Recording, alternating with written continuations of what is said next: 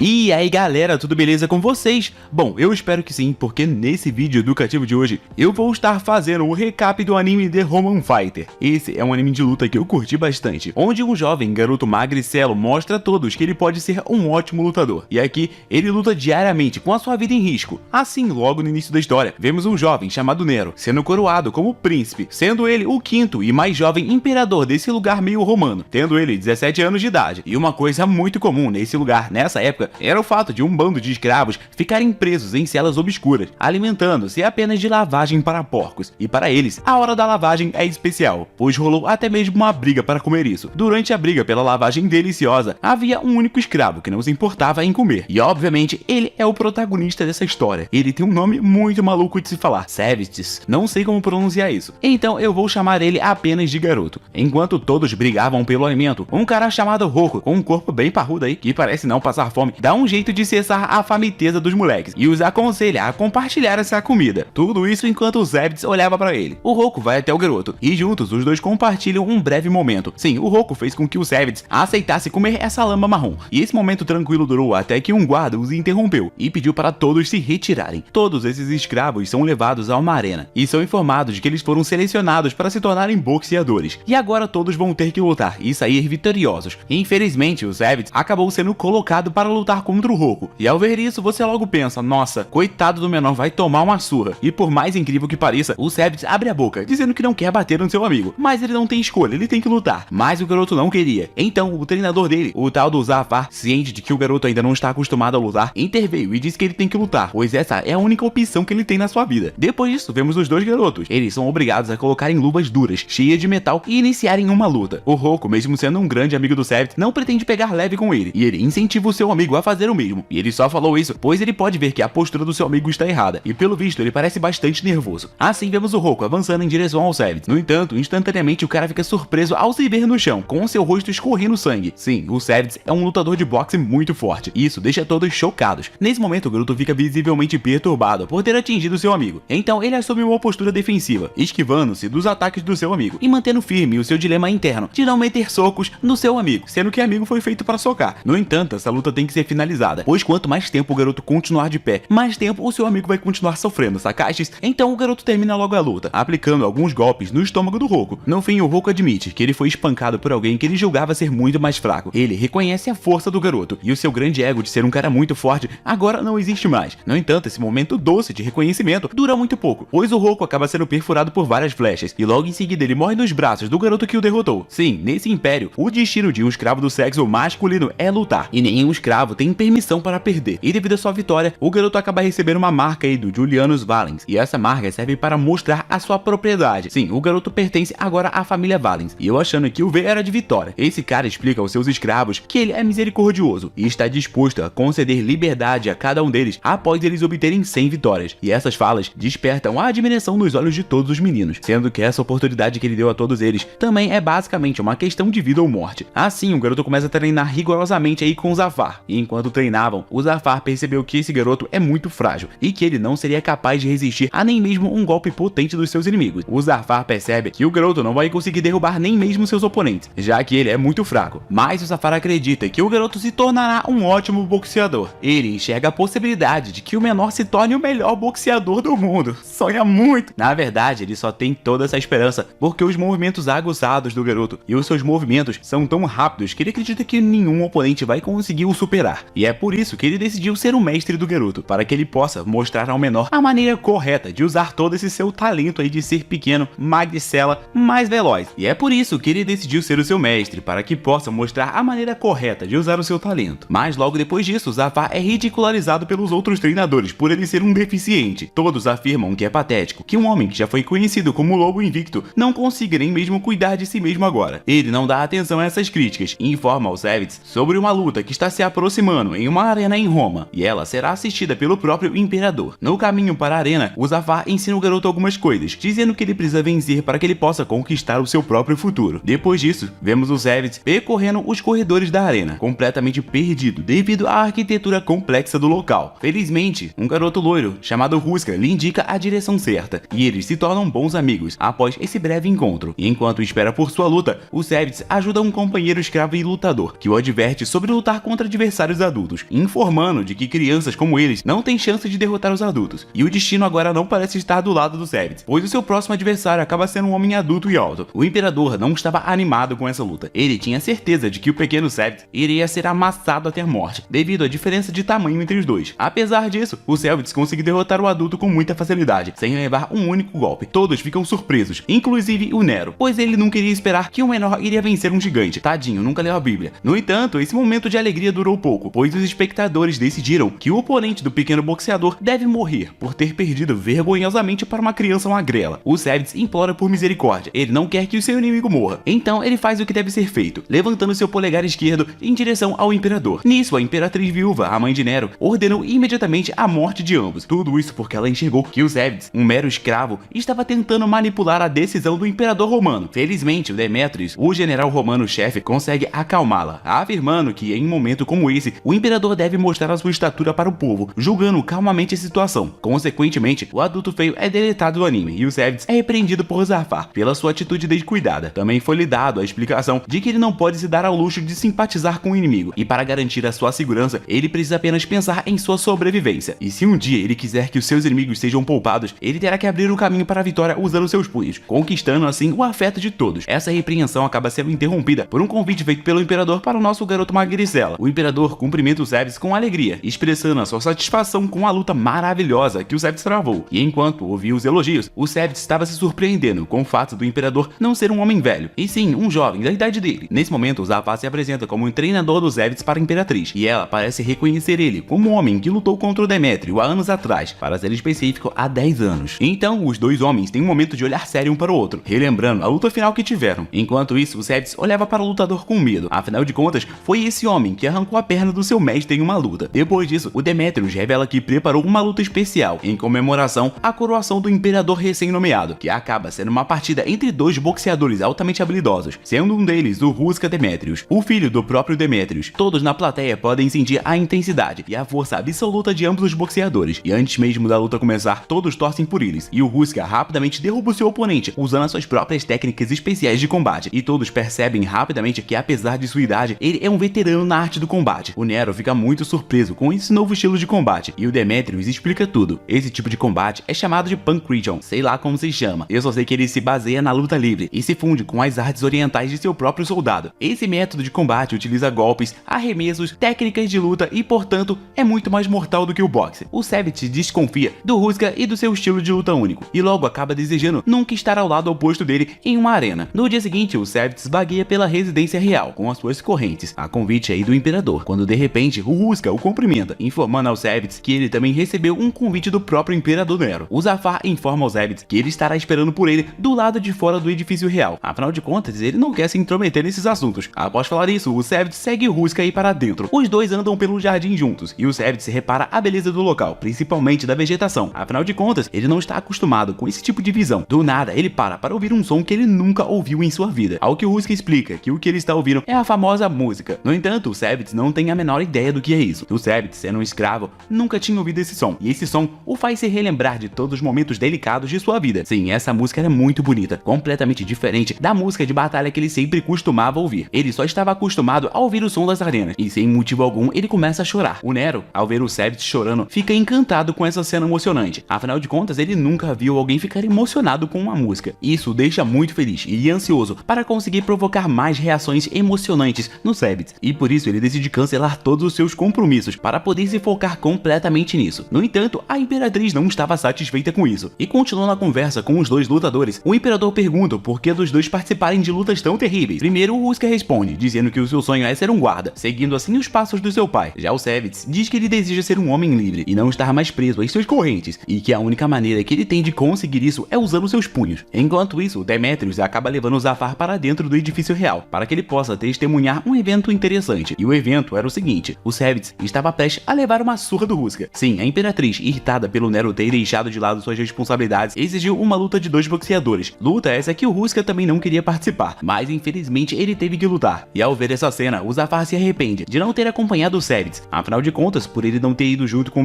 menor acabou sendo colocado nessa situação. Tudo isso devido ao temperamento da imperatriz. No meio desses acontecimentos, o Demétrios adverte o seu filho para que ele não se contenha. Assim, vemos os dois boxeadores assumindo uma posição para a batalha. e a luta começa com o Selvitz confiando em sua velocidade para acertar um golpe, mas o Husker desvia de todos eles, estando sempre a um passo à frente do seu inimigo. No meio da luta, ele abraça o Selvitz e logo em seguida é derrubado facilmente no chão pelo Husker. Sim, o Husker iniciou um estrangulamento para cima do Selvitz, e o nosso escravo Magricela não está disposto a desistir, fazendo assim com que a situação piore para ele. O Zafar, incomodado com a dor do seu aluno, tenta intervir, mas ele é imediatamente impedido pelo Demetrius. No entanto, o Imperador Nero acaba colocando um fim a essa violência, ao explodir e gritar sobre como ele nunca quis ser um imperador em primeiro lugar. Ele assume ser apenas o boneco da Imperatriz, e ao ouvir isso a Imperatriz começou a chorar, mostrando aí o seu lado fraco, o que deixou todos chocados. Se eles pudessem, eles teriam fechado seus olhos e ouvidos para não ter visto essa cena, mas infelizmente tudo foi ouvido. Após ela sair correndo, o Husker é repreendido pelo seu pai, por ele não ter acabado com a carreira do Selvitz, e após ser repreendido, vemos que o Husker carrega um forte desejo de matar o seu próprio pai, porque ele está farto de toda sua crueldade. Um tempo depois, vemos o Selvitz triste com a sua perda. Em outro lugar, vemos que o centro de treinamento de Valens acabou sendo incendiado, e todos os escravos da instalação acabaram sendo leiloados, inclusive o Selvitz, e ele agora está sob a custódia de um traficante de escravos diferente. Nesse lugar novo, ele vê o tal do gladiador mais forte. Ele está praticando um treinamento rigoroso, se arrastando com peso nos braços e nas pernas. Então o Zafar abre a boca e explica que esse é um método eficiente de treinamento, que fornece aí uma defesa incrível para a pessoa. O Selvitz continua olhando para o cara, enquanto ele treina incansavelmente por horas, e durante suas aulas com o Zafar, ele se pergunta sobre os seus próprios objetivos e a duração de suas aulas, e o que essas aulas fariam com que ele alcançasse. Ao cair da noite, enquanto procurava um banheiro para se aliviar, o Selvitz acaba vendo a Sabrina. Ela é a mulher mais bonita desse lugar. Qualquer homem dessa terra que a vê, acaba ficando instantaneamente apaixonado, e ela havia partido para realizar algumas coisas, e ela queria voltar aí de surpresa, mas o Selvitz estragou tudo. A mulher pergunta quem o garoto é. Ele se apresenta como um escravo e logo em seguida pergunta quem ela é. E por ele não a conhecer, a mulher rapidamente entende que ele não é desse lugar. E enquanto um leva para o outro, o Selvitz acabou ficando corado como uma criança. E com a chegada de um figurante aleatório, o Selvitz acaba descobrindo a pessoa importante que ela é. No dia seguinte, vemos aquele cara que estava treinando duro, sem parar, o tal do Emden. Ele pede aos seus parceiros de treino que lutem com ele, mas a luta acaba sendo interrompida aí pela Sabrina, que ridiculariza o Emden em sua persistência em treinar e ganhar força. Mas em resposta, o Emden diz a ela que ele manterá a promessa que eles fizeram, ao que a Sabrina finge não se lembrar. Que promessa é essa? Bom, ela fingiu não ter promessa nenhuma com ele, e toda essa discussão acaba sendo interrompida por uma mulher que afirma que vários homens estão causando estragos no bar da sua família, e ela quer que a Sabrina a ajude. Então a loira dos olhos azuis se levanta imediatamente e promete fazer justiça à mulher e toda a sua família. Então ela ordena que os seus escravos acabem com as pragas que estavam sabotando a paz do seu país, e obviamente o Selvitz tinha que estar incluído no meio de todos esses combatentes. Eles chegam ao local e após alguns comentários grosseiros dos criminosos, os dois lados se preparam para lutar. A porradaria começa a rolar solta e o Selvitz contribui de forma brilhante, descendo o cacete em vários. No entanto, no momento em que o líder de todos esses bandidos se lança contra ele, o Selvitz mete o socão no cara, conseguindo fazer o homem ser derrubado. No entanto, o cara se levanta e ao invés de tentar lutar, ele força o seu corpo contra o garoto, focando-se completamente em fugir. O Selvitz tenta correr atrás dele, mas o cara é rápido e ele foge rapidamente. E infelizmente, o Selvitz acabou perdendo um homem entre a multidão, e a Sabrina fica bastante irritada com o fato desse cara ter fugido, mas depois ela é informada de que o Emden lidou com a situação, capturando o líder e o arrastando pela rua até ela. Nesse momento, Emden revela sua irritação com o fato da Sabrina usar pessoas de fora para lidar com essa situação, dizendo para ela que ela deveria tê-lo procurado, em vez de confiar em outros escravos. Em resposta a isso, a Sabrina usa o afeto dele contra ele, zombando do Emden, mencionando até mesmo a promessa que eles fizeram no passado. E ao ouvir isso, Emden, mais uma vez, promete cumprir tudo que ele prometeu. Então somos levados ao momento em que ele fez tal promessa. No passado, no aniversário da Sabrina, muitos lords e nobres se reuniram para parabenizá-la, comemorando e comentando sobre a sua beleza eterna. Na época, ela recebeu até mesmo um pônei de presente. Então, de repente, um Emden apareceu querendo dar os seus parabéns para ela, e ela apenas o repreendeu, o perguntando que tipo de presente um mero escravo como ele poderia dar a ela para fazê-la feliz. Então, um Emden abre a boca e promete conseguir uma sequência de 30 vitórias em nome dela, e esse será o seu presente. Na Pompeia, nenhum gladiador conseguiu obter mais de 30 vitórias seguidas, e o Emden prometeu superar esse recorde. E a Sabrina, sendo uma mulher insatisfeita com tudo, diz que tudo isso é muito pouco, e logo em seguida diz que iria conceder a ele a liberdade se ele conseguisse uma sequência imbatível de 50 vitórias. Desde então, o Emden tem se esforçado de maneira incansável para que ele possa obter as suas 50 vitórias. De volta ao presente, o Emden ainda precisa derrotar mais 2 adversários para atingir o seu objetivo, e a Sabrina o lembra de que apenas uma derrota o levará a estaca a zero, ao que ele responde dizendo que confia em si mesmo e em todo o seu treinamento. Nesse momento, momento, um escravo e companheiro do Selvitz chama a atenção do Enden pelas suas intenções desonrosas, e no calor do momento, ele nomeia a si mesmo e o Selvitz como aqueles que o derrotarão, e tudo isso vai acontecer no próximo torneio. O Enden então chama os dois para lutarem com ele ali mesmo, mas esses ânimos acabam sendo acalmados, e todos vão embora da sua maneira, que é a pé. E enquanto caminhava de volta para o campo de treinamento, os companheiros e escravos do Selvitz o aconselharam a não ser tão agressivo contra um adversário maior e mais forte. Sim, uma pessoa muito mais alta e muito mais forte tem muito mais vantagem do que o Selvitz, então ele precisa descobrir uma forma de derrotar uma pessoa grande e forte com uma grande defesa, como o Emden. Durante o jantar, um banquete especial é preparado para os jovens escravos. Sim, todos eles vão poder comer carne, muita proteína para ficar grandão. Isso faz com que o Selvitz perceba que ele precisa se esforçar e aumentar a sua força, e para que isso seja possível, ele tem que comer bastante. Mas ele é um escravo. Felizmente, o Zafar percebe isso e se oferece para ensinar um golpe mortal ao Selvitz, se ele estiver disposto a aplicar isso. O Selvitz aproveita a oportunidade com entusiasmo. No entanto, nesse momento, o Selvitz é informado de que ele está sendo convocado pela Sabrina, pois ela quer algo dele. Quando ele chega ao quarto dela, a Sabrina lhe faz uma oferta sedutora de levá-lo para Roma. Obviamente, ela quer comprá-lo, e ela quer que ele seja o carregador das malas dela. Obviamente, essa é uma ótima oferta, mas essa oferta irá acabar com a sua vida de brigas. Então, o Selvitz pergunta para ela o porquê dela não ter escolhido o Emden como sua primeira opção para esse papel, ao que ela descreve que ele é um mero bruto sem graça e sem modos, e o Selvitz é muito mais ideal. Ele já provou seu valor em batalha, e ele é muito jovem, logo ela pode treiná-lo para que ele tenha um comportamento mais nobre. No entanto, o Selvitz rejeita essa oferta, dizendo para a mulher que ele não está interessado em ser o seu brinquedinho, e que ele tem todo um orgulho como lutador, informando a Sabrina que a vida dele não é miserável como ela pensa, informando ela que ele tem pessoas que se importam com ele, até mesmo amigos. Ele também revela que há muito tempo atrás ele teve uma experiência com um nobre, que ele também se opôs a ser comprado. Esse nobre usou ele como uma ferramenta para a solidão, e a única maneira de sobreviver foi fugindo. Então ele disse para Sabrina que ele mesmo iria comprá-lo com seu próprio esforço, e usando apenas os seus punhos, ele ganharia sua liberdade. A Sabrina se sentiu ofendida com tudo isso, dizendo imediatamente que ela não estava sozinha, e que ele era um idiota por recusar uma oferta tão atenciosa. Ela lhe disse que ele nunca mais teria uma oportunidade como essa novamente. No entanto, o garoto pergunta se ele já pode ir embora, pois ele tem carninha para comer. Então a Sabrina o manda ir embora, frustrada, enquanto o Selvitz volta correndo para comer. Alguns minutos depois, durante o banho, a Sabrina flerta descaradamente com as suas servas, para de certa forma aumentar o seu ego, que acabou de ser rejeitado por um homem escravo. No entanto, o fato dela ter sido rejeitada por um escravo faz com que o ódio comece a crescer dentro do seu coração. Por isso, ela chama o Emden ao seu quarto e exige que ele dê uma boa surra no Selvitz. Sim, a próxima batalha do Emden será contra o nosso garoto Magricela, e infelizmente para o menor, o Emden vai dar tudo o que ele tem. Tudo isso em nome da Sabrina. O Emden concorda com tudo isso alegremente. Afinal de contas, a sua querida e amada Sabrina está indo ver uma luta dele pela primeira vez, e por isso ele está muito ansioso para matar o Selvitz. E agora, devido aos desejos da Sabrina, a primeira luta do Selvitz em um torneio será contra o Emden. E apesar de todos dizerem que o Selvitz vai ser amassado, ele prossegue em direção à sua óbvia derrota, estando bastante nervoso, mas ainda confiante de que ele pode vencer. E obviamente ele ignora qualquer palavra de desânimo. Ele acredita que se ele mantiver o seu treinamento e seus olhos afiados, ele sairá vitorioso. Então o garoto usa o seu tempo restante para aperfeiçoar a sua técnica de nocaute com o Zafar, enquanto o Emden faz o mesmo, sozinho, treinando cada vez mais. No entanto, a cada minuto que se passa, o Emden fica irritado. Afinal de contas, ele está com inveja do Selvitz, pois a Sabrina só está indo ver uma luta dele devido a esse garoto, que recusou os desejos que ela tinha. Agora, o Emden acredita que ele é realmente imbatível, pois ele finalmente conseguiu aperfeiçoar a sua habilidade, onde a sua defesa é praticamente impenetrável. Devido ao seu treinamento intenso, ele acredita que pode receber socos o dia inteiro, e de acordo com o próprio Emden, os seus braços são armas mortais de combate, capazes de derrubar um inimigo com apenas um golpe. E agora, com muito ódio, raiva e ciúmes, inveja e todos os piores sentimentos que um homem poderia ter, o Emden está determinado a descer a porrada no Selvitz. E após perceber que a Sabrina não vê valor nenhum nele, o Emden decidiu finalmente lutar pela sua própria liberdade, e não lutar apenas para dar um feliz aniversário para a Sabrina, se livrando finalmente dessa fixação pela Sabrina. Então na arena, vemos que todos fizeram apostas muito pesadas para ambos os boxeadores. Obviamente a maioria das apostas foram no Emden. A arena estava repleta de conversas e de pessoas entusiasmadas, todo mundo querendo ver uma cabeça voar. Os dois lutadores se preparavam, equipando aí seus respectivos trajes, e antes da luta, a Sabrina sorria, estando bastante feliz com a surra que o Selvitz vai tomar. Assim, vemos o árbitro anunciando a chegada do Emden. O público canta o nome do seu boxeador favorito: Emden, Emden, feio pra caralho, nossa, muito feio. E depois de nunca terem testemunhado sua derrota, todos eles tinham grandes esperanças de que seu homem de CG iria vencer. Nisso, vemos que os protetores de braço do Emden são bastante exclusivos, sendo basicamente um hack life, e o Zafar explica aos seus alunos que os protetores de braço que o Emden está usando são feitos especialmente para resistir a ataques pesados e rápidos. Mas ele também se pergunta como o Emden atacará o seu oponente com essas proteções. Logo em seguida, vemos a chegada do Selvitz sendo anunciada anunciada para toda a arena. O garoto está animado e determinado a vencer, apesar das probabilidades estarem contra ele. De repente, a multidão começa a repreender o Emden por ele estar lutando contra um oponente criança magricela, acusando-o de estar escolhendo seus oponentes somente para obter um recorde mais alto. No entanto, o Emden ignora descaradamente todos esses comentários. Ele sabe que está enfrentando uma criança, mas é óbvio que não foi ele quem planejou isso. Sim, tudo é culpa do Cellbits. Assim, vemos os dois boxeadores cerrando seus punhos e se posicionando para lutar. O Emden se sente desonrado porque a multidão o ridiculariza por estar lutando contra um adversário muito fácil, enquanto o Cellbits tenta não se deixar abater pelo tamanho do Emden e permanece firme, tentando manter sua confiança. Assim, vemos o árbitro acenando com o braço e assim a partida começa. As proteções de aço do Emden provaram ser altamente eficientes, pois o Cellbits não consegue danificar os braços do seu inimigo por conta dessa proteção aí de aço. Isso coloca o garoto magricela em uma situação difícil, e o Emden está ciente disso, afirmando mais uma vez os seus pensamentos, de que tudo que o Cellbits tem a oferecer é a sua aparência bonitinha e o seu aspecto de um jovem doce. No entanto, o Cellbits aumenta a velocidade dos seus ataques, dando um soco atrás do outro sem parar, sendo bastante rápido e ágil, esperando apenas por uma simples abertura para que ele possa aplicar um golpe fatal. Por fim, o Emden não consegue acompanhar a velocidade do garoto, sendo completamente surpreendido pela resistência do menor. Mas surpresa não foi só o que ele teve, ele também recebeu um golpe na mandíbula e acabou sendo derrubado no chão. Todo o público vibra, ficando surpresos com a queda do campeão invencível, e a Sabrina fica sem saber o que falar. Ela não consegue acreditar no fato de que o Eden pode ser derrotado. No entanto, o Emden se levanta, agora tendo mais respeito aí pelo seu inimigo, aceitando que o menor é digno. Então ele se posiciona com aquela sua postura apelativa de luta. Assim a batalha reinicia e o Cellbits acaba se esquecendo de respirar durante a sua fúria de socos. Então, ao recuperar o seu fôlego, ele percebe que atacar um Emden a toda a sua velocidade é uma estratégia temporária e que isso não dará a vitória. Assim, a segunda luta entre os dois boxeadores continua e o Emden dá alguns socos no Cellbits de forma bastante agressiva, mas cuidadosa, não deixando brechas para o garoto aproveitar. E o Cellbits se mantém equilibrado, mantendo uma certa distância do seu inimigo para que ele não seja fatalmente atingido. Finalmente, o Emden consegue manipular o Cellbits para a direção que ele queria e o desfere um golpe final que o Cellbits não é capaz de se defender. Esse conjunto de movimentos exclusivos do Emden chocou a todos, inclusive o Zafar. Afinal de contas, ele usou uma forma antiga de boxe. O Cellbits cai no chão depois de ser atingido, mas ele se levanta com dificuldade, acreditando aí que ele não pode desistir e que ele tem que vencer essa batalha. No entanto, seu senso de equilíbrio está prejudicado. Felizmente, isso é um anime e o Cellbits está de pé. No entanto, agora é uma oportunidade perfeita para que o Emden finalmente encerre a partida. Então ele apenas sorri de forma perturbadora e nem mesmo se move. O Cellbits encara isso como uma provocação, acreditando que o Emden está brincando com ele.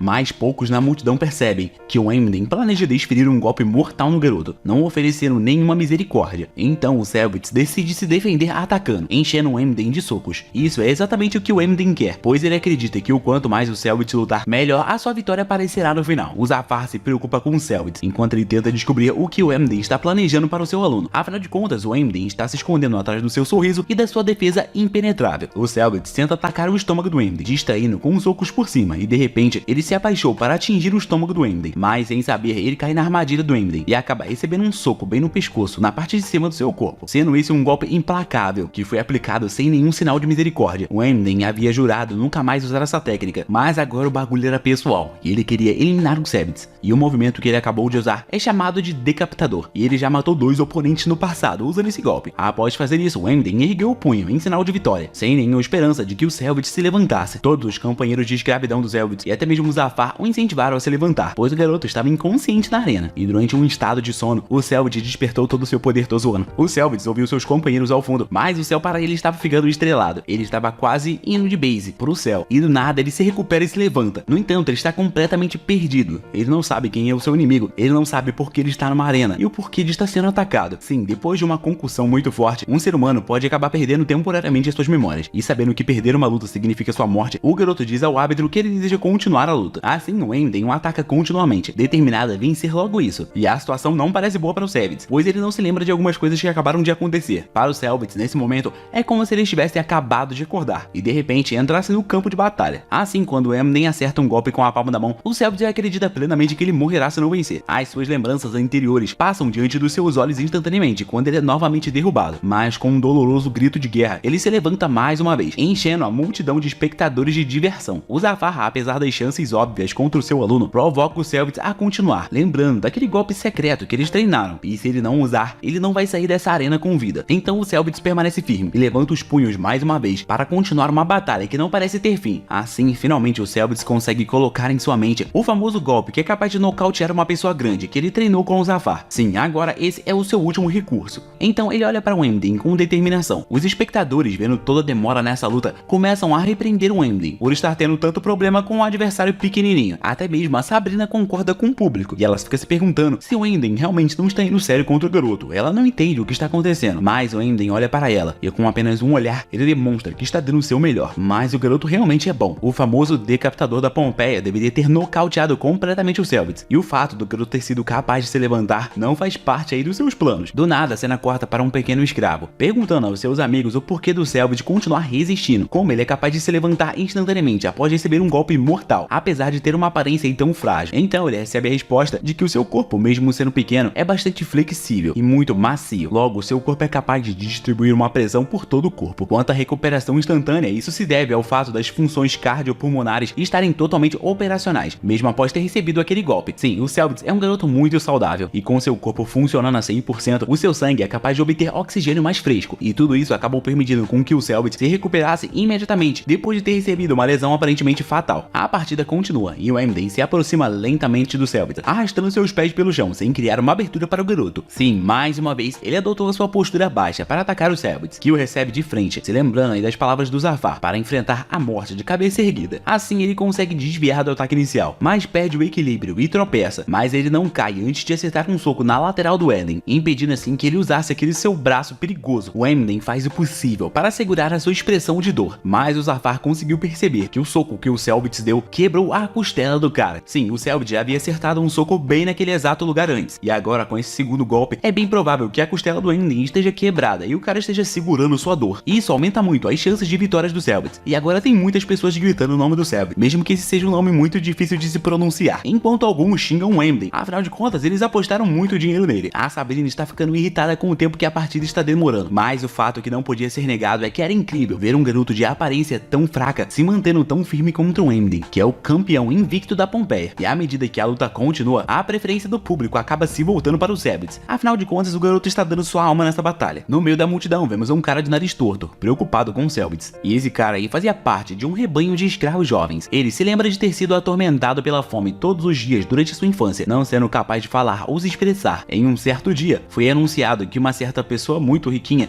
estava querendo comprar um escravo. E ele na época não entendeu nada do que estava sendo dito, pois ele estava só com muita fome. Mas em certo momento, os olhos de todas as crianças se iluminaram quando um anjo apareceu na frente deles. Esse anjo na verdade era Sabrina, uma garota muito bonita, e ela rapidamente explicou aos escravos que aqueles que fossem escolhidos por ela não enfrentariam dificuldades. Todos os garotos permaneceram cativados pela voz e a aparência dela, apesar aí de não entenderem uma única palavra que saía da boca dela. No entanto, tudo mudou quando ela disse que apenas um menino seria escolhido, e isso acabou desencadeando uma tragédia entre os garotos. Todos eles começaram a se socar e se bater, dispostos a eliminar todos, para que somente o vencedor pudesse ir com a Sabrina. Na época, esse cara nem mesmo tinha um nariz torto, e por ele ser bastante alto, ele conseguiu chegar até o fim dessa luta, ficando sozinho em uma luta contra o Emden. A Sabrina, vendo toda essa luta, de alguma maneira começou a gostar de tudo isso, e foi nessa época que a pequena garota começou a ser moldada para ter esses pensamentos meio sombrios, de que ela gosta de manipular os outros. Durante a luta, o cara mais alto iria vencer, mas o Emden meteu uma cabeçada nele que quebrou o nariz do cara, deixando o nariz do cara torto para o resto de sua vida. E ele, com o nariz quebrado, se rendeu, e isso mudou completamente a vida do nariz torto. E um tempo depois, após o Emden ter sido acolhido, ele também acabou sendo acolhido, mas não para uma vida de combate, mas sim como um escravo que recebeu educação e vive uma vida muito boa. Ele reconhece que não possui coragem e a perseverança como um escravo lutador. Por isso, a bravura eterna do Selvitz ativa um certo calor aí no seu coração. E como resultado de tudo isso, ele se levanta e torce pelo Selvitz em voz alta. Ao mesmo tempo, muitas pessoas da plateia torcem pelo garoto magricela. E agora, os movimentos do Emden estão muito mais lentos, devido à sua lesão, o que dá ao garoto magricela a oportunidade para acertar as suas costelas, se aproveitando aí da dor do Emden. Mesmo assim, ele consegue empurrar o garoto para trás. Então, numa tentativa desesperadora de vencer essa batalha, o Emden muda sua postura, emanando uma aura ameaçadora, o que faz até mesmo o Selvitz hesitar. Mas o Zafar grita, o encorajando a continuar, pois o Emden está apenas tentando ganhar tempo para resolver a sua dor e conseguir reunir ar no seu pulmão. Devido à sua costela quebrada, ele mal consegue respirar. Assim, trocando golpes atrás de golpes, os boxeadores mantêm os olhos fixos um no outro, cada um dando o seu melhor na batalha. O Emden força um ataque combinado de 3 golpes no garoto, do qual o garoto consegue se esquivar perfeitamente, prevendo completamente seus movimentos e até mesmo conseguindo dar um soco, fazendo agora com que o Emden comece a sangrar. A confiança cresce dentro do Selvitz, enquanto ele elabora um plano para finalmente terminar a partida. No entanto, entanto, essa atmosfera muda repentinamente quando Selbitz começa a sangrar pela testa. O sangue se infiltra em um dos seus olhos, colocando-o em uma grande desvantagem ao ficar cego de um olho. E isso é péssimo, porque ele precisa de toda a sua precisão para realizar seus ataques. E nesse momento, o Emden começa a falar que uma luta não se trata apenas de habilidade. Para se vencer uma batalha, às vezes você precisa de sorte. E esse sangue vazando da testa do Selbitz é a sorte do Emden, gritando para que ele vença essa batalha. E, infelizmente, nessa época não existiam métodos para se acabar com um sangramento na testa facilmente. Então o sangue continua a descer, passando pelos olhos do Selbitz. Agora, o Emden planeja usar o seu decapitador novamente, e o Selbitz planeja usar o seu movimento mortal que o Zafar lhe ensinou, pois ele só tem resistência para dar mais alguns golpes. Assim, gritando bastante, os dois boxeadores se lançam um contra o outro, cada um determinado a acabar com o seu oponente de uma vez por todas. Assim, o Emden dá o seu golpe, e o garoto magricela conta com a sua velocidade para conseguir pegar o Emden em uma posição perfeita. Sim, o Selbitz girou seu corpo, se colocando em uma posição logo atrás do Emden, desviando assim do golpe decapitador do cara, e logo em seguida atingindo o pescoço do Emden com o seu primeiro golpe mortal, um golpe que acerta a parte de trás da nuca da pessoa, cortando a atividade neural da pessoa. Esse golpe é perfeitamente aplicado, e a multidão começa a berrar o nome do Selbitz quando ele finalmente consegue derrubar o Emden do chão. Todos acreditam que é um milagre o fato de uma mera criança magricela conseguir derrotar um lutador profissional como o Emden. O Selbitz estava todo feliz por ter ganhado, e a Sabrina exige que o Emden se levante. Ela fica perguntando se ele deseja a envergonhar, ficando deitado na arena, parecendo estar derrotado. Depois de tudo que alcançou, não é possível que ele perca para um garoto magricela, e mais uma vez ela emite uma ordem para que ele se levante do chão. No entanto, não é assim que as coisas funcionam. Mesmo que o Emden tente se levantar, ele não consegue, e assim o Selbitz é declarado o vencedor dessa batalha. Na época, a mulher mais linda, de nome Sabina, ordenou que o Emden se levantasse, mas ele já estava completamente derrotado. Após a vitória do Selbitz, o Zafar refletiu consigo mesmo sobre a diferença de golpes do Emden e do Selbitz. Enquanto o Emden golpeia com a parte baixa da palma de sua mão, o Selbitz aplica um soco direto na parte inferior do crânio do Emden, o que garantiu sua vitória. Após recuperar seus sentidos, o Emden pergunta quem esse garoto na sua frente é, e o Selbitz responde dizendo que ele é apenas um escravo lutador, assim como ele. Enquanto os dois conversavam, a multidão de espectadores xingavam o Emden por ter perdido para uma criança. Todos o chamam de farsa e exigem sua morte. O Selbitz, obviamente, não aguentou ver a multidão clamando pela morte de um lutador tão poderoso como o Emden. Então ele agiu como sempre, estendendo seu dedo positivo para todos em uma tentativa de poupar a vida do Emden. No entanto, sua tentativa de ajudar o seu inimigo fez com que todos passassem a desejar a morte de ambos, pois um escravo não tem o direito de implorar pela vida de alguém. No meio da multidão, o Nariz Torto defendeu ambos os lutadores, explicando que eles deram o melhor de si na batalha e que todos deveriam comemorar o fato de terem presenciado uma luta incrível como essa. Porém, o seu apelo não serviu de nada, pois todos queriam apenas ver alguém perdendo a vida. É nesse momento que a Sabina entra em cena, chamando a atenção de todos com a sua beleza e dizendo para todos se contentarem com a exibição de hoje e que nenhum dos seus escravos seria eliminado. Devido à influência e à beleza de Sabina, todos tiveram que aceitar o seu veredito final. Um tempo depois, vemos o Selbitz acordando em seu quarto. Ele está cheio de hematomas pelo corpo e seus amigos escravos estão felizes por ele ter ganhado uma luta contra um inimigo tão poderoso. O Nariz Quebrado o pergunta se ele está bem, mas o garoto rapidamente pergunta como o Emden está. Em resposta, é dito que o Emden foi abandonado pelo seu dono e por conta disso, ele não irá mais participar de torneios. E de acordo com o Nariz Torto, esse destino pode ser pior do que a morte para o Emden. Felizmente, em um ato de despedida, a Sabina proferiu algumas palavras de gratidão que o Emden ansiava tanto ouvir. No entanto, ouvir isso após uma derrota e o abandono deve ter sido doloroso demais para o Emden, e todos acham que o melhor seria se ele simplesmente fosse abandonado. Após a conversa, todos voltam a trabalhar, deixando o Selbitz sozinho. O garoto começa a refletir sobre a sua luta de vida ou morte que ele travou contra o Emden. Do outro lado da tela, vemos o Zafar indo visitar o Emden para ver como ele está. Não só isso, mas ele está curioso sobre os movimentos que ambos os boxeadores usaram em sua luta e como eles no fim têm o mesmo objetivo, que é atingir a parte traseira do crânio e incapacitar o inimigo. Refletir sobre isso faz o Zafar concluir que alguém deve ter ensinado esse golpe para o Emden, assim como ele ensinou ao Selbitz. Por isso, ele deseja saber quem ensinou o Emden a fazer isso. Em resposta, o Emden diz que há 5 anos atrás ele conheceu um homem. Naquela época, ele estava treinando como um escravo lutador normal e por não ser abençoado com nenhum protagonismo, ele treinou e obteve um crescimento lento, mas contínuo de suas habilidades de batalha. Devido ao seu crescimento lento, como último recurso, ele rezou aos deuses para que o ajudassem. Um homem apareceu diante dele, realizando observações precisas sobre o Emden, o que rapidamente o fez acreditar que esse homem não era um humano normal, e sim uma espécie de mensageiro enviado dos deuses. No entanto, o homem refutou essas afirmações e avaliou que o Emden precisava era de um professor para ajudá-lo a crescer e melhorar. Ao ouvir isso, o Emden caiu de joelhos no chão e implorou ao homem para torná-lo o mais forte. O homem facilmente concordou, revelando que ele próprio era um lutador de terceira série que estava procurando um homem com um motivo puro para ensinar. E quando eu digo ensinar, treinar é ensinar tudo aquilo que ele não conseguiu alcançar. Ele girou ensiná-lo e mostrar ao Enden como matar seus inimigos com apenas um golpe. Na época, o Enden passou a trabalhar duro para fortalecer a parte inferior do seu corpo, tudo de acordo com os treinamentos do homem, ganhando assim uma pressão inigualável e vitórias em suas vitórias. Quanto mais ele treinava com o homem, mais ele se destacava, e após matar um adversário com um golpe mortal, o seu professor desapareceu tão repentinamente quanto ele apareceu. O Zafar, depois de ouvir essa história, negou a ideia do homem ser alguém divino ou um filantropo. Pelo contrário, ele alegou que o homem era alguém que usa certos lutadores como cobaias para provar e experimentar suas ideias e técnicas. Uma vez que ele as apresenta, ele adquire informações suficientes e passa para o próximo experimento. O seu nome é um grande segredo, e de acordo com o Zafar, esse homem tem os olhos de um deus e o cérebro de um demônio, e de acordo com o Zafar, esse mesmo homem também o ensinou, e agora ele continua vagando por aí, realizando seus experimentos de batalha. Após a conversa, o Enden se prepara para partir, e do nada, ele é surpreendido pelo Nariz Torto, que o oferece uma bolsa de remédios. Enquanto ambos se despediam, vemos que o Zafar acredita que o Enden retornará em breve. Afinal de contas, a única coisa que o Enden sabe fazer é lutar, e o único lugar onde o inimigo pode sobreviver aos seus golpes é no Coliseu. Após o longo torneio, o Nariz Torto diz ao Célbitz que assim que ele obtiver a sua liberdade, ele poderá contatá-lo se precisar de ajuda com um emprego, o que o Célbitz concorda de bom grado. Quando estavam se afastando da cidade, todos os habitantes da cidade começaram a torcer por ele, porque eles ficaram muito impressionados com sua coragem e dedicação. Eles o enchem de pétalas de rosa e gritam seu nome, enquanto ele responde com alegria. Depois de um tempo, o Célbitz e seus amigos escravos trabalham na construção de uma estrada para os próximos meses. Os romanos construíam suas estradas de forma diferente para garantir a sua longevidade. Mesmo estradas secundárias e menores recebiam esse tratamento privilegiado. Colocaram pedras e cascalhos de diferentes tamanhos e 3 camadas para a drenagem e lentamente pavimentaram suas estradas, tudo isso supervisionados por engenheiros civis especiais da época. Um guarda apita para avisar aos trabalhadores sobre a hora do intervalo, enquanto os meninos escravos entram em colapso. Tudo isso em exaustão. Ao contrário dos seus companheiros, o Célbitz continua cavando até que as suas mãos comecem a sangrar. Durante o almoço, todos os rapazes reclamam do trabalho intensivo que lhes é atribuído, perguntando-se quanto tempo eles terão que suportar isso. Suas mãos estão machucadas ao ponto deles nem mesmo conseguirem usar uma colher para comer. Mas o Célbitz refuta todos esses protestos, dizendo severamente que isso faz parte do seu treinamento. Treinamento esse designado pelo Zafar, para que eles possam se tornar mais fortes. No entanto, apesar disso, todos se perguntam se o Zafar os abandonou. Mas então o Célbitz os lembra sobre as palavras do Zafar. Ele disse a todos eles que eles não tinham força o suficiente para entrar em uma luta verdadeiramente perigosa. Então, eles lhe entregou uma picareta para aumentar o seu poder e informou que eles teriam que interromper todos os seus outros treinamentos, exceto o de corrida e escavação. Então, é isso que eles têm feito nos últimos 2 meses, correndo e cavando até o ponto de desistir. As picaretas são um símbolo dos boxeadores, porque na Grécia Antiga, os boxeadores usavam picaretas para treinar seus corpos, pois a escavação continha todos os elementos necessários para fortalecer o soco. O Zafar retorna logo depois, enquanto os meninos se alegram, pensando que seus dias de trabalho torturante chegaram ao fim. Ainda assim, suas comemorações são interrompidas quando o Zafar os informa que a interrupção deles é apenas temporária e que eles devem treinar cavando por pelo menos 6 meses, o que leva os meninos até o líder da tropa, que deseja discutir algo com eles. O líder da tropa apresenta o Célbitz a alguns enviados imperiais que estão recrutando boxeadores excepcionais para lutar no próximo torneio do Imperador. Eles tinham percorrido um longo caminho à procura do Célbitz e estavam preocupados com a possibilidade de o garoto de aparência frágil ter sido morto, mas eles agora estavam diante dele, o garoto que eles escutaram vários elogios sobre. No entanto, eles lhe falaram de uma eliminatória do torneio que estava sendo realizada para orar pela próxima vitória na guerra pela Armênia. Os boxeadores de toda a província estarão participando desse torneio e foi emitida uma ordem imperial para que o Célbitz lutasse nessa eliminatória, ou seja, ele não teve a opção de recusar, assim como ele nunca teve. Sabendo que o Célbitz poderia estar hesitante em relação à ordem, os enviados declararam que aqueles que participarem desse evento vão ser recompensados generosamente e o campeão receberia um prêmio do Imperador. O Célbitz, sendo um escravo lutador, receberia a liberdade do Imperador. O Célbitz, depois de ouvir isso, ficou aberto à ideia de participar, mas sentiu que as suas cordas ainda estavam sendo puxadas pelo Imperador. Se ele chorou na frente do Nero como um garotinho após ouvir apenas um pouquinho de música, então é bem claro, não é de se admirar que o Nero tenha pensado que ele conseguiria manipular o Célbitz. O mestre da tropa designou o Rudok para lutar na divisão de artes marciais ao lado do Célbitz, com o que o Rudok concordou. O Zafar dobrou o treino do Célbitz, faltando apenas um mês para as eliminatórias. O Célbitz queria desistir do treinamento intensivo do Zafar, mas o Zafar pediu ao Célbitz que confiasse nele e em seus métodos de treino que nunca o permitiram perder uma batalha. As palavras de Zafar eram como uma lei para o Célbitz, então ele continuou cavando e socando, enquanto a roda do destino começou a girar mais uma vez. Um mês se passa e o Célbitz é levado a uma pequena área de madeira para a eliminatória, e apesar do torneio ser organizado pelo Imperador, ele não sentiu necessidade de gastar dinheiro pela extravagância em uma partida classificatória, até porque porque ele precisava gastar o dinheiro com algo muito melhor. Portanto, a arena era uma pequena estrutura de madeira que foi abandonada e deixada para apodrecer depois que as estruturas de pedra maiores e mais fortes foram concluídas. O próprio grande coliseu começou como uma estrutura simples, como a de uma arena de madeira, e agora é aquilo tão grandioso. O líder da tropa diz aos Selvets que seria uma perda para ele se o Selvets fosse derrotado em uma qualificatória, ainda mais depois de gastar uma quantia considerável em sua taxa de entrada, o que irrita os Selvets, pois eles têm que pagar depois de terem sido convidados, sendo que ele ainda é um escravo. Esse, no caso, é um torneio que avalia o desempenho de um boxeador e não um show para o público. Portanto, os boxeadores precisam pagar para entrar, aumentando o desespero para vencer, já que um homem que vence suas lutas obtém um ingresso para o evento principal. O Selvets terá que ser o último lutador em pé. Como era de se esperar, a eliminatória foi acirrada no primeiro dia, com um único público sendo os associados dos lutadores. Os lutadores tiveram que roubar sua determinação e entrar na arena sem receber aplausos ou glória, apenas um meio para o fim. O Selvets entra na arena com um olhar determinado e encara o Zane, o seu oponente. Os amigos do Selvets o incentivam, enquanto os apoiadores do Zane ridicularizam o Selvets por ele ser um jovem, dizendo ao Selvets para voltar para casa, e todos estavam à beira de um tumulto, quando o árbitro do nada ordenou que eles se acomodassem. Cala a boca aí, galera. O Zafar analisa o Selvets, esperando que ele não se deixe levar pelas vaias e pela incerteza da sua situação, enquanto o Selvets se pergunta sobre o número de adversários que ele terá que enfrentar antes da sua qualificação. A partida começa com o Selvets imediatamente surpreendendo o Zane, acabando assim completamente com a arrogância do cara. O Zane não consegue acompanhar a velocidade e a força do Selvets e cai no chão, sem acertar um único golpe no garoto mais jovem, que antes ele desprezava. O árbitro anuncia o Selvets como vencedor, e o público fica chocado, e também dizem que o Zane é patético. O Selvets, no entanto, parece estar triste com sua vitória, pois acha que mal conseguiu algo de positivo na luta, mas o Zafar o conforta, com o fato de que ele acabou de chegar nas qualificatórias, e que um adversário mais forte usará o espaço apertado da arena contra o Selvets no futuro. O tamanho de uma arena pode mudar a natureza de uma luta, portanto, o Zafar aconselha o Selvets a esperar que novas técnicas e novas habilidades serão usadas em suas lutas futuras. Em uma parte diferente da arena, Felix, o homem de sorte, mais uma vez ganha no jogo com seus companheiros, esperando que a sorte o ajudasse mais uma vez a se classificar para o evento principal. Porém, oponente após oponente, o Selvets fica mais perto de se classificar para o evento principal, e ele está insatisfeito com as suas lutas classificatórias, pois ele segue não aprendendo nada com suas partidas. O Zafar corrige os erros do Selvets, e o Selvets fica frustrado e afirma que ele está trabalhando duro o suficiente. No entanto, ele percebe imediatamente o erro de levantar a voz para o seu professor e vai embora para refrescar a sua cabeça. Os amigos escravos do Selvets discutem com cautela sua atitude pouco familiar. Eles se perguntam por que, apesar de ter ficado mais forte, ele também tem ficado mais irritado. Isso tem se mantido assim desde o treinamento com as picaretas, o que acabou deixando o Selvets inacessível. Seus amigos só podem esperar por seu bem-estar mental e paz de espírito. De manhã, o Selvets mais uma vez treina com uma picareta e para momentaneamente para olhar em sua mão ensanguentada com desdém. O Zafar aparece e informa ao Selvets que, apesar do seu trabalho árduo, os resultados são decepcionantes e infelizmente o seu treinamento não tem servido de nada. O Selvets se sente incomodado ao expressar que sentia que tinha se destacado. No entanto, isso não era a excelência que ele tinha em mente, pois não parecia certo para ele. Ele descreve essa sensação como uma sensação de estar quase alcançando algo, mas ainda não ter percebido o que está acontecendo, o que faz o rosto do Zafar endurecer. Ele perguntou ao Selvets sobre as atividades dos últimos meses, perguntando se o Selvets achava que era inútil o ato dele estar cavando com a picareta. E como o garoto tem achado que o seu treino é inútil, ele diz ao Selvets que não vai ficar mais criticando o seu treinamento e que a partir de agora o Selvets terá que encontrar o que está faltando para ele. A única dica que o Selvets recebe é que quando ele bate no chão duro com a sua picareta, ele, ao invés de pensar que está golpeando o chão com uma picareta, deveria pensar que ele está golpeando o chão com seus músculos, aplicando a sensação de dar socos através da picareta no chão. Após falar isso, o Zafar se afasta, mancando como sempre, dizendo ao Selvets para abrir seus olhos. Depois disso, vemos o Selvets treinando, ainda ao cair da noite, refletindo sobre o elemento que está faltando em seu treino, fazendo ele se sentir ainda mais insatisfeito. Todo o seu treino parece ir somente para o músculo, do que para o cérebro, já que ele não era capaz de descobrir o motivo por trás de tudo. Felix, o homem de sorte de antes, é revelado como um gladiador profissional para o Selvets, enquanto ele fica no meio da arena, vitorioso. Ele era um oponente forte, que se espalhou por pequenas áreas, ganhando muito dinheiro, e havia uma grande chance dele ser o campeão desse torneio também. Depois do jantar, o Selvets se levanta para treinar mais uma vez, enquanto seus amigos escravos o repreendem por estar se esforçando demais. O Selvets diz a eles que, se continuarem reclamando, eles nunca aprenderão nada com um treinamento que eles consideram inútil, o que acaba ofendendo seus amigos. No entanto, um menino escravo aponta que parecia que ele estava falando consigo mesmo, mais do que com os outros, sacaste? E sim, o Selvets estava lutando com um dilema interno, com a dificuldade de treinar demais dia após dia. Ele tentou sentir o golpe de suas picaretas como socos, para tentar descobrir o que estava fazendo de errado. Tudo isso enquanto o Zafar o observava à distância, com um sorriso no rosto. Do outro lado da tela, o Felix, cercado por companheiros, enquanto um viajante começa comenta sobre Cellbits, dizendo que ele parece ser um garoto fraco. No entanto, ele nocauteou oponentes com o dobro do seu tamanho, com o mínimo de esforço. Mesmo ouvindo isso, o Felix não se intimida. No fim, o viajante ganha nos dados, e enquanto está recebendo o dinheiro, o Felix lhe pergunta sobre o nome do garoto prodígio, e depois de saber que o nome do garoto é Cellbits, ele se aproxima do viajante e pergunta se a sorte do Felix é melhor do que a do Cellbits. Depois que o viajante respondeu que foi a sorte do Felix que reinou, o Felix revelou um dado carregado no bolso do viajante, que ele usou para trapacear e ganhar. Aterrorizado, o viajante deixa cair o dinheiro e foge, enquanto Felix e seus amigos jogam outra rodada, optando por não perseguir o homem azarado. Ele espera por sua luta e chove forte, enquanto um boxeador derrotado é carregado para o lado de fora. A preocupação brilha nos olhos do Cellbits, depois de ver o estado em que o boxeador se encontra, sempre se sentindo sufocado pelo período de espera de uma luta. Ele treina socando as gotas de água que estão vazando do teto, até que ele finalmente é chamado para sua partida. Ele encara seu oponente na chuva pesada, com bastante foco. Após o início da luta, ele dá um soco nas costelas do seu oponente e se lembra do seu treinamento com a picareta, enquanto se esquiva de todos os golpes dos outros boxeadores. Ao dar golpes no boxeador, ele busca a oportunidade que ele tem buscado nos últimos 2 meses com seu treinamento, e isso finalmente surge. Assim, o seu oponente cai no chão, após um soco poderoso.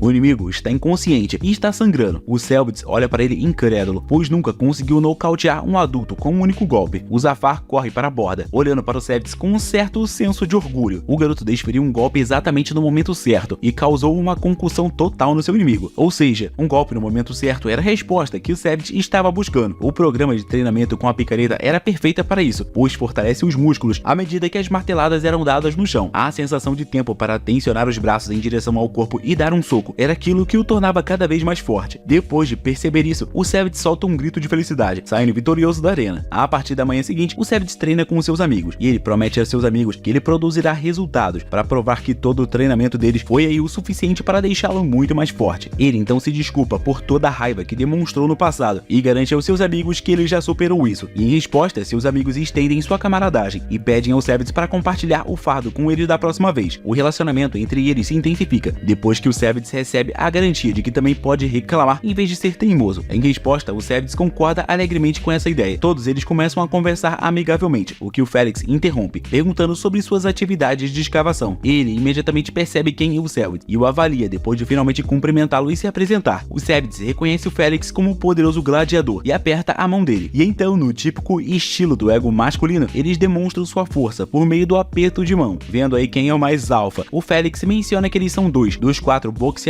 restantes que não estão machucados e joga uma moeda para avaliar a sorte do Cellbits, e o garoto acerta o palpite sobre o lado da moeda. Os dois se afastam um do outro, esperando se encontrar mais uma vez nas finais. Depois de algum tempo, o Felix examina a luta de semifinal do Cellbits, tendo aí um grande interesse no garoto, pois ele ficou perplexo com a habilidade do Cellbits, bem naquele momento em que ele jogou a moeda e o garoto acertou. O Cellbits derruba seu oponente, enquanto a multidão irrompe em aplausos e elogios ao Cellbits. O Felix vê o Zafar no meio da multidão e imediatamente o reconhece como um renomado boxeador que ganhou muita fama. Em sua cabeça, faz sentido que o Cellbits tenha sido treinado por um lutador habilidoso como Zafar. Ele equiparou o Cellbits a Zafar, pensando que se vencesse o Cellbits, estaria vencendo o famoso Zafar. O Cellbits fica acordado à noite, antecipando a luta final de amanhã. Ele analisa tudo que aprendeu nos últimos meses e acredita que realmente maximizou todos os aspectos de si mesmo. Agora, com sua liberdade em mente, ele se compromete a vencer, custe o que custar. No dia seguinte, o Zafar amarra as proteções do Cellbits em seus pulsos, enquanto eles discutem como o Cellbits era do grupo das 2 rodadas de luta. Logo, ele não pôde assistir a luta do Felix e, portanto, ele não pôde avaliar a habilidade do seu oponente. O Cellbits, ao contrário, não se incomoda muito com isso, pois acredita que a verdadeira habilidade só pode ser analisada adequadamente frente a frente. Enquanto ele se levanta, determinado a provar o seu valor, por outro lado, o Felix parece imensamente relaxado, pois ele tem plena convicção de que ele sairá vitorioso em sua próxima luta. Seus amigos, os boxeadores, o aconselham a não subestimar o Cellbits, pois ele é apenas uma criança, mas nocauteou todo mundo. O Felix concorda e diz que não vai baixar a guarda, já que assistiu ao show do Cellbits na partida da semifinal. Ele considera o Cellbits a presa perfeita, tendo detectado uma fraqueza fatal nele. Mais tarde, ele é chamado para lutar em seu combate. A atmosfera é intensa e a expectativa toma conta da arena. Os 2 boxeadores são sinalizados para entrar em seus lados opostos, ambos com algo a provar. O Cellbits tem um olhar severo no rosto, enquanto o Felix sorri para ele, pronto para atacá-lo. Os 2 boxeadores são apresentados ao público, mas o público não está nem aí e estão gritando para que comecem já a partida. As pessoas que apostaram no Felix têm grandes esperanças de ganhar. Todos estavam mais agressivos do que as outras multidões, pois todos haviam sofrido grandes perdas em ocasiões anteriores e esperavam recuperar isso por meio da luta atual. Estava claro que quem perdesse seria punido severamente. Quando o árbitro a anuncia, a luta final começa. O Félix imediatamente começa a pensar em seu movimento de abertura, analisando todas as poderias que ele poderia iniciar o combate. Sem nenhuma ideia do estilo de luta do Félix, o Cebes fica perturbado, sem saber o que fazer, mas ao observar o seu inimigo, ele percebeu que o Félix estava o provocando, como se quisesse que o garoto viesse o atacar primeiro. O Cebes avança e desfere uma fúria de socos em Félix. O Félix parece positivamente animado com seu forte oponente. Seu sorriso pode ser interpretado de forma errada por conta do entusiasmo que ele demonstrou ao ver o Cebes se aproximando para ele. A seriedade da situação se abate sobre o Félix, pois ele não pode baixar a guarda de forma alguma. Ele fica surpreso com a habilidade do garoto mais jovem e conclui que o Cebes deve ter testemunhado um grande número de carnificinas para ter conseguido atingir o Félix com tantos estilos diferentes. O Félix mudou sua postura, pensando que a melhor forma de agir contra o Cebes seria deixá-lo tomar a iniciativa, abrindo espaço para o garoto atacar. Ele afirma que faz isso para ensinar o Cebes sobre a forma de lutar que acontece em uma arena como aquela que eles estão presentes. Ele encara o Cebes de frente, enquanto se inclina. Suas pernas estão abertas, como se estivessem cercando o meio do oponente e defendendo seus lados. Tudo mostra como ele é versado em lutar em um espaço apertado, e ele faz tudo isso com um sorriso no rosto, o famoso sorriso que assusta os garotinhos. O Zafar percebe essa estratégia e aplica para os seus alunos na plateia, elaborando como ele poderia lançar um ataque de pinça a qualquer momento. Como se fosse a deixa, o Félix avança em direção ao Cebes com um ataque amplo, do qual o Cebes se esquiva, o que foi uma distração, em que o Cebes caiu ao ser atingido na cabeça pelo segundo ataque do Félix. Ele cai no chão com choque, pois esperava se esquivar do segundo golpe também, e enquanto a multidão aplaude, ele olha para o Félix, segurando a sua cabeça, enquanto o Félix o chama de otário. Todos os companheiros do Cebes começam a se preocupar, enquanto o Cebes está deitado no chão, tentando entender como ele não foi capaz de se esquivar daquele ataque. O Félix havia mudado a trajetória do seu soco, o que não foi previsto pelo Cebes, portanto ele cochilou e foi vaiado. O Félix zomba do Cebes, dizendo que certamente esse único golpe não assustou o Cebes, e oferece sua mão para ajudá-lo a se levantar. O Cebes se levanta sozinho, dizendo que o golpe não foi um problema, e se prepara para lutar novamente. A plateia agora começa a bater palmas ritmadas com os movimentos de Félix, obviamente todos sendo contra o Cebes. Assumindo a mesma posição, o Félix ataca o Cebes pela esquerda, e o Cebes se esquiva, incluindo o uppercut em seguida, mas é atingido novamente depois de ser apoiado no canto, e é derrubado mais uma vez. Lutando para se levantar, o Cebes percebe que o seu oponente é surpreendentemente forte, e o Zafar diz que é devido aos olhos aguçados do Cebes que ele continua sendo enganado. A aparência mediana do Félix faz com que o Cebes não perceba o alcance dos seus ataques. Os ataques do Félix são como uma foice, o que os torna difíceis de se esquivar, pois eles se curvam para fora da visão. O Zafar explica que os ombros flexíveis do Félix também aumentam o alcance dos seus ataques, e a sua resistência garante uma fúria de socos, o que lhe deu o apelido de Headstorm. Ele sempre consegue encurralar o Cebes em um canto, mostrando que há uma clara fraqueza que o Cebes não está utilizando, e o Zafar percebe que isso se deve ao fato de que o Cebes está com equilíbrio instável, porque ele torceu o tornozelo. O Félix também notou isso, e diz que a lesão do Cebes é a sua sorte. Enquanto a partida continua, o Cebes se esquiva meticulosamente de todos os ataques do Félix, tomando cuidado para não ser colocado contra a parede. Ele observa a expressão do Félix durante as suas esquivas, e deduz que a fraqueza do Félix é o centro, portanto é lá que ele ataca. Ele consegue acertar um golpe em Félix, percebendo que para contra-atacar os socos do Félix, ele terá que bater por dentro. Ele consegue até mesmo derrubar o Félix, fazendo o público gritar ainda mais alto. Seus amigos escravos o aplaudem, enquanto o Zafar olha com orgulho para o seu aluno, explicando que o ponto fraco do Félix era o seu peito, que sempre ficava aberto para o ataque, que era ideal para o Cebes. Então ele parte, golpeando o mais rápido e o mais próximo possível. No entanto, um único golpe não foi suficiente, apenas feriu Félix, e o seu inimigo se levanta rapidamente de volta para o seu lugar. O Cebes se sente azarado por conta do seu tornozelo torcido, mas ainda assim assume sua posição, e o Félix faz o mesmo, agora com a guarda levantada e os braços bem fechados. Ele golpeia o Cebes com ainda mais força do que antes, agora não querendo fazer um show, mas apenas vencer, finalmente revelando sua verdadeira estratégia, que era dominar o Cebes com golpes poderosos. Quando ele é encurralado em um canto, o Zafar aconselha o Cebes a se afastar da parede da plateia. No entanto, o Félix não está deixando nenhuma chance para o Cebes com seus socos implacáveis. Ele derruba o Cebes novamente, enquanto o Cebes tenta se soltar. O Félix está claramente sendo um ótimo usuário de combate curta distância. Depois de lutar várias vezes em uma arena semelhante, ele obviamente se tornou um ótimo gladiador, e agora ele estava muito feliz por estar batendo nesse garoto. Os amigos do Cebes se preocupam com ele, enquanto o Zafar aponta o óbvio: se o Cebes não conseguir melhorar sua mobilidade, ele terá que apenas contra-atacar até ele vencer. O Cebes dá soco em Félix em todas as aberturas que consegue, enquanto faz o possível para se proteger do ataque de socos que estava recebendo. Ele se esquiva por pouco de um poderoso uppercut e se afasta bem a tempo do próximo ataque do Félix. O Félix pode dizer que o garoto está tramando algo, somente de olhar em seus olhos, mas ele não lhe dá atenção, pois isso pode dá-lo a chance de executá-lo. A luta fica ainda mais intensa a cada minuto, complementada pela preocupação dos amigos do Cebes. O Zafar afirma severamente que nada é impossível e que o Cebes ainda pode mudar isso. O Cebes ainda não desistiu, apesar de estar em desvantagem, ele ainda está se equiparando ao Felix, golpe a golpe. O Cebes evita golpes diretos, balançando a parte superior do corpo e girando os pés, concentrando-se no estômago do Felix. O Zafar incentiva a multidão, acreditando firmemente que o Cebes tem o que é preciso para ganhar. Os dois boxeadores estão com pouco fôlego, estão cientes dessa situação e atacam um ao outro mais uma vez. A luta continua e uma exibição de flash de socos e pura força de vontade é testemunhada pela multidão, pois os boxeadores se recusam a ceder. O líder da tropa lembra o Cebes que não há segundo lugar e que se ele perder, esse será o fim de tudo. No entanto, a pressão que o Felix está exercendo sobre o Cebes não deve ser considerada levianamente. O Cebes sente como se os seus ataques não tivessem mais efeitos sobre o Felix, pois ele continua a empurrá-lo para trás, não importa o que ele tente. Em rápidas frações de segundo, o Cebes se preocupa com quanto mais tempo seu corpo pode aguentar. O Cebes tem uma epifânia quando é atingido por Felix, e com os ouvidos zumbindo, ele pensa na possibilidade de desistir. No entanto, tão rapidamente quanto surgiu, o pensamento é deixado de lado por Cebes, quando ele se levanta com os punhos mais uma vez. Ele diz a si mesmo para aguentar e continuar a lutar, golpeando Felix com força no estômago. Ele consegue fazer o Felix tropeçar com um golpe em seu rosto. O Felix fica chocado com a tenacidade do Cebes, pensando que o garoto já deveria ter desistido. A resistência do Felix se esgota e ele não consegue mais encostar o Cebes em uma parede. O Zafar diz aos seus alunos que os movimentos do Cebes indicam que ele preparou um contra-ataque, dando a todos eles esperança, enquanto eles torcem por ele. Ele admite que é hora do Cebes atacar com toda a sua força. No passado, o Zafar informava o Cebes sobre as partes fracas do corpo durante o treinamento, orientando o Cebes de que ele deve focar seus socos em direção a essas partes fracas. Em uma batalha de força de vontade, os dois boxeadores continuam, enquanto o Zafar silenciosamente incentiva o Cebes a não se envolver com a multidão como se fosse uma espécie de força mágica. A magia não existia no Império Romano, já que o Cebes está apoiado na borda da arena mais uma vez. O Felix considera isso inacreditável, porque normalmente, a essa hora, ele estaria tomando um drink com seu companheiro, mas agora ele ainda está lutando. Ele grita ao Cebes para ir ao chão, mas para o seu desânimo, o Cebes não vai para o chão. Em vez disso, ele se abaixa, acertando um golpe em seu estômago. O Felix se vê incapaz de inalar, percebendo que o Cebes estava agindo de acordo com a sua respiração. O Cebes se lança contra ele com um golpe no estômago, mas para no meio do soco e acerta um golpe em seu rosto, terminando com um golpe mortal na parte inferior de suas costas. O Felix cai no chão, apertando as costas. E sim, o Cebes aplicou a sua recém-adquirida técnica de golpes concentrados com toda a sua força. Seu pé estava no limite, portanto, se o Felix conseguisse se levantar, o Cebes teria muito mais dificuldades em enfrentá-lo. No entanto, a pancada atingiu o Felix em cheio no chão, mantendo-o congelado no lugar. Para o seu alívio, o Cebes é anunciado como vencedor, e ele finalmente se permite encostar na arena em que ele lutou tanto para não voltar a se encostar. Ele ergue o seu punho em sinal de vitória, qualificando-se agora para o torneio real. No dia seguinte, o Cebes grita e corre para os seus amigos. Ele expressa que acha que está morrendo, ou que o seu gênero está mudando. Tudo isso porque ele está urinando sangue, assim como as mulheres. Os seus amigos e ele se preocupam, pensando que isso é sério, mas o Zafar ri, dizendo que é porque o Cebes lesionou seu intestino devido aos socos em seu estômago, e garante que o Cebes que ele não está morrendo e que ele só precisa descansar. Na manhã seguinte, o Cebes assiste ao embarque do trem dos seus amigos, e ele não tem nada para fazer, pois foi proibido de treinar por seu mestre. O Felix se aproxima dele e diz para ele se animar como vencedor. Ele informa ao Cebes que queria ver o quanto ele era capaz de feri-lo antes de ir embora, e compartilha que na verdade ele também está urinando sangue. Eles se unem por conta da mijada sanguínea temporária, e o Cebes pergunta ao Felix sobre o seu curso de ação agora que ele perdeu, ao que o Felix revela que ele provavelmente viajará e receberá uma pequena quantia por ter chegado à final. O Felix incentiva o Cebes a vencer o torneio, e o Cebes promete lutar o máximo que puder, o que faz com que o Felix teste sua sorte mais uma vez. E depois que o Felix menciona casualmente o seu vício em jogos de azar, uma moeda é jogada para determinar a sorte do Cebes no torneio futuro, e o garoto mais uma vez acerta, pois o Felix declara que o Cebes realmente tem muita sorte. No entanto, o Cebes nega isso e explica que ele não estava apenas adivinhando, mas que ele examinou a moeda enquanto ela caía para saber qual lado ficou para cima e qual ficou para baixo. O Felix fica impressionado com essa revelação e finalmente entende por que perdeu, admitindo que o Cebes era um competidor muito melhor do que ele. O Cebes não contou com sorte, mas sim com habilidade, e foi isso que o tornou melhor do que o Felix. Depois de desejar sorte ao Cebes, o Felix se despede, dizendo a ele que nunca desiste do seu auge no boxe. Na cabine de um navio, o Zafar entrega aos seus alunos uma picareta modificada para que eles treinem com ela. Essa picareta tem um cabo mais grosso, o que faz com que os meninos afirmem que não conseguirão formar um aperto firme na picareta, e a picareta acabará escorregando de suas mãos se eles ficarem balançando isso. O Zafar afirma que elas serão usadas para melhorar sua aderência, e que quando eles se acostumarem a balançar essa picareta, ele aumentará a espessura da alça para elevar ainda mais o seu treinamento. O Zafar se concentra em aprimorar as empunhaduras para fortalecer aí os socos. Ele explica que a pressão por trás de um soco é completada pela força do punho, portanto, quanto mais forte a empunhadura, maior a chance de nocautear o oponente com um único soco. Seus alunos expressam seu desânimo em cavar buraco e concordam que cavar buracos não é um problema, mas o fato de não terem uma meta concreta é o que os impede de fazer isso. O Zafari então demonstra como esmagar uma maçã, e depois demonstra como esmagar um pedaço de madeira. Ele diz que poderia esmagar até mesmo a cabeça dos garotos, e revela a todos eles que esse tipo de força não tem limites. Ao ver tudo isso, o Cebes fica encantado, e o garoto se pergunta sobre a sua carreira como boxeador no convés do navio. E assim ele finalmente chega em seu destino. Voltam seus olhos para Sicília. O porto está congelado com navios devido ao torneio, pois a cidade está movimentada nessa época do ano. As estrelas do festival estavam aterrissando uma após a outra, tudo isso para o torneio real, alguns vindos das florestas profundas do norte e alguns das planícies distantes do sul. Todos os seus navios circundam o mar Mediterrâneo, e assim os campeões vão chegando um ao outro. Desse jeito, a história vai se terminando. Se você quer continuar assistindo o Cebes e toda a sua história, não esqueça de deixar o like e se inscrever aqui no canal para continuar vendo essa continuação incrível. Só tô esperando sair para soltar. Um grande beijo para todos, tchau e até o próximo vídeo. E galera, esse anime ele pode ter aquela animaçãozinha com CGI, mas convenhamos, você que viu esse vídeo até aqui, é muito bom, cara. Eu adoro ver anime assim de porrada, mesmo que a animação tenha essa falha aí de ter o 3D, o CGI, é muito bom ver anime assim, sabe? Eu curto